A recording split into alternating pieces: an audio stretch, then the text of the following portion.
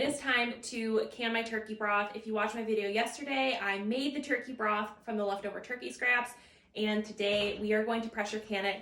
This is my first time pressure canning anything, so I'm a little nervous, but I watched lots of videos and read the instructions for this canner. It is a Presto canner, so I think I'm ready. First thing I'm gonna do is put this in the bottom. You don't want the jars laying on the bottom of the canner because that can cause them to crack. I'm going to add in 3 quarts of water.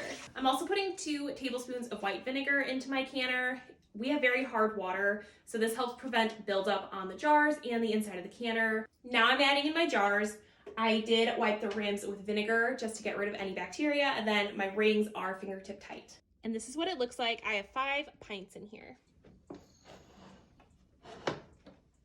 Now I've turned my heat on high, and I'm going to wait until I have a steady stream of steam coming out of this for 10 minutes. I did use cold turkey broth that was refrigerated, so I have a cold canner, cold water, and cold jars inside of my canner. Thank you to a friend who gave me that little piece of advice, and I will see you guys when we're ready to add the weight on. I don't know if you can see that or not, but I do have some steady steam coming out, so I'm setting my timer for 10 minutes. It's been 10 minutes, and I am putting the regulator on, and now I will wait until this gets to 11 psi. We're almost to 11 psi. Once we get to that point, I'm going to set a timer for 20 minutes because I have pints in here. And then once it's done, I'm going to turn off the heat and let the pressure come down on its own. And then I will take the jars out, set them on my counter, and let them cool. Alrighty, the pressure is down. It stopped making funny noises, so I'm going to take the lid off now.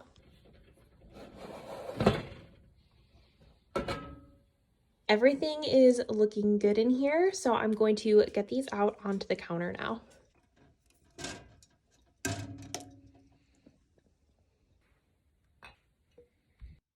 You'll see that some of it is still bubbling a little bit. That is perfectly normal. And I will be back tomorrow to check if these seals worked. It is the next day, and it is time to check our seals. So I'm just gonna take these rings off. I'm going to check and make sure everything's sealed. So this one's good. You just wanna give it a nice little pull. Make sure it's not coming up at all.